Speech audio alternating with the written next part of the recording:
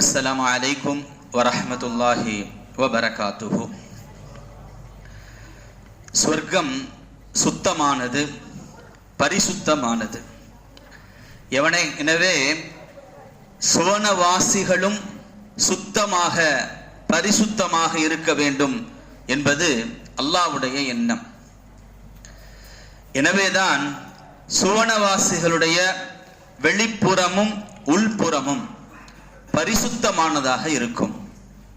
பொதுவாக உலகத்திலே மனிதர்கள் எவ்வளவு சுத்தமானவர்களாக இருந்தாலும் அவர்களிடத்திலிருந்து சில துர்நாற்றங்கள் வரத்தான் செய்யும்.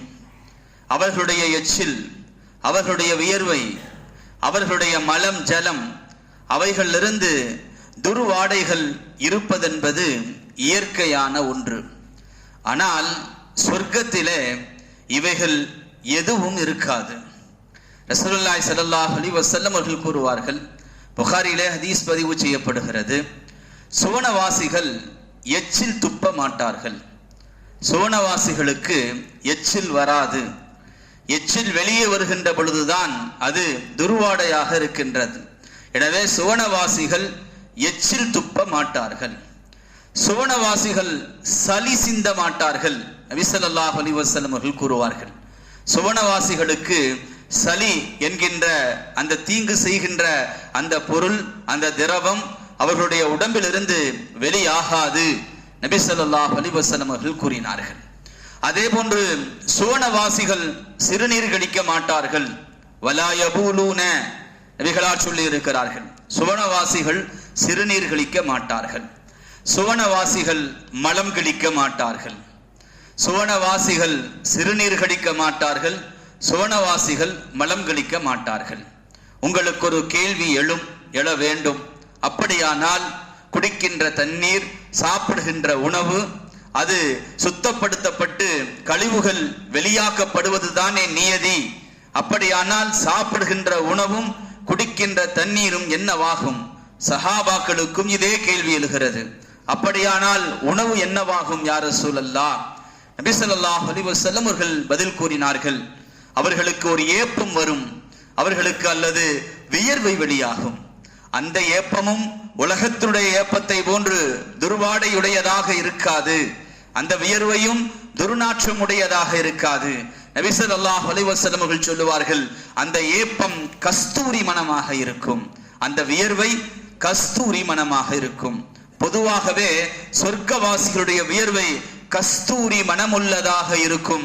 அதிலும் சாப்பிட்டு விட்டு வருகின்ற அந்த வியர்வையும் கஸ்தூரி மனமுள்ளதாக இருக்கும். கணேதற்குரியவர்களே, சுவனவாசிகள் நோய்வாய்ப்பட மாட்டார்கள். உலகத்திலே தலைவலியிலிருந்து, காய்ச்சலிலிருந்து, சுகரிலிருந்து, பிரஷரிலிருந்து, இதய நோய்களிலிருந்து எத்தனை நோய்கள், எந்த நோயும் சுவனவாசிகளை அண்டாது, சுவனவாசிகளுக்கு வராது. சுவனவாசிகள் நோய்வாய்ப்பட மாட்டார்கள்.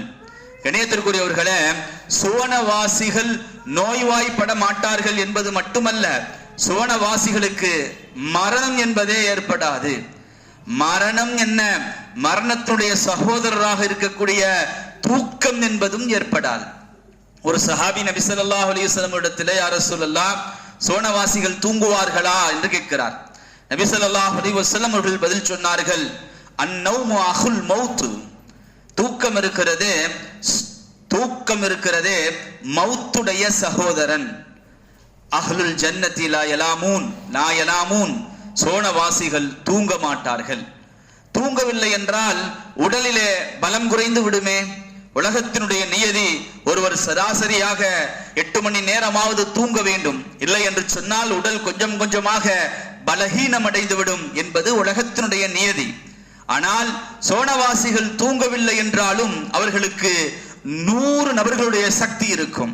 நபி ஸல்லல்லாஹு அலைஹி வஸல்லம் அவர்கள் கூறுவார்கள், சோனவாசிகளுக்கு சாப்பிடுகின்ற விஷயத்திலும், குடிக்கின்ற விஷயத்திலும், மனைவியோடு சேருகின்ற விஷயத்திலும் 100 நபர்களுடைய சக்தி இருக்கும் என ரசூலுல்லாஹி ஸல்லல்லாஹு அலைஹி வஸல்லம் அவர்கள் கூறுவார்கள். இதுவெல்லாம் வெளிரங்க சுத்தத்தை பற்றியது. அவர்களுடைய உள்ரங்கமும் இதயமும் பரிசுத்தமானதாக இருக்கும். அதிலே எந்த விதமான கள்ளமும் கபடமும் விரோதமும் குரோதமும் எதுவுமே இருக்காது. அல்லாஹ் குர்ஆனிலே வனஸஅனா மா ஃபீ சுதூரிஹிம் மின் கில்லின், அவருடைய உள்ளங்களிலிருந்து நாம் கில் குரோதத்தை பகைமையை நாம் கலட்டி விடுவோம் என்கின்றான். சொர்க்கத்தில் நுழைகின்ற பொழுதே அந்த குரோதமும் பகைமையும் கலட்டப்பட்டு விடும். இஹ்வானன், சோனவாசிகள் அத்துணை பேர்களும் சகோதரர்களாக இருப்பார்கள்.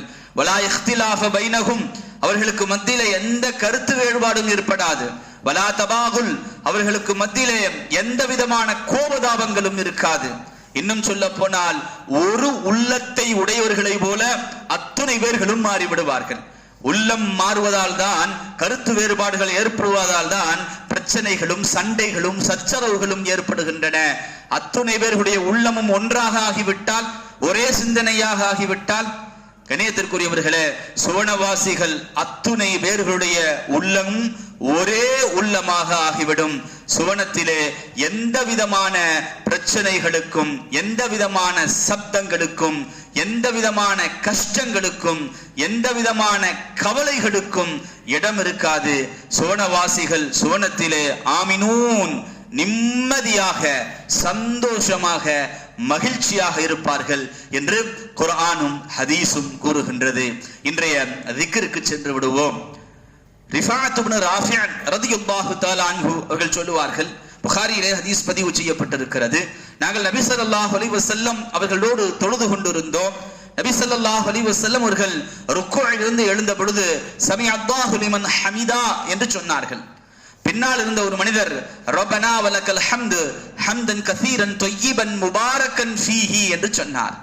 நபி ஸல்லல்லாஹு அலைஹி வஸல்லம் அவர்கள் தொழுது முடித்ததற்கு பிறகு இதை சொன்னது யார் என்று கேட்டார்கள். அவர் நான் என்றார். நபி ஸல்லல்லாஹு அலைஹி வஸல்லம் அவர்கள் கூறினார்கள், 30 சொச்சம் மலக்குமார்கள் இதனுடைய நன்மைகளை யார் முதலிலே எழுதுவது என்று போட்டியிடுவதை நான் கண்டேன் என ரசூலுல்லாஹி ஸல்லல்லாஹு அலைஹி வஸல்லம் அவர்கள் கூறினார்கள். இணையத்திற்குரியவர்களே, ஒரே ஒரு வார்த்தை 30 சொச்சம் மலக்குமார்கள் நன்மைகளை எழுத போட்டியிடுகிறார்கள் என்றால் பல முறைகள் சொல்லுகின்ற பொழுது எத்தனை தடவைகள் போட்டியிட்டுக் கொண்டிருப்பார்கள், எத்தனை நன்மைகள் எழுதப்படும். எனவே நாளை முழுதும் சொல்லிக் கொண்டிருங்கள், ரப்பனா வலக்கல் ஹம்து ஹம்தன் கஸீரன் தொய்யிபன் முபாரக்கன் ஃபீஹி. வாஹிர் தவானா அனில் ஹம்துலில்லாஹி ரப்பில் ஆலமீன்.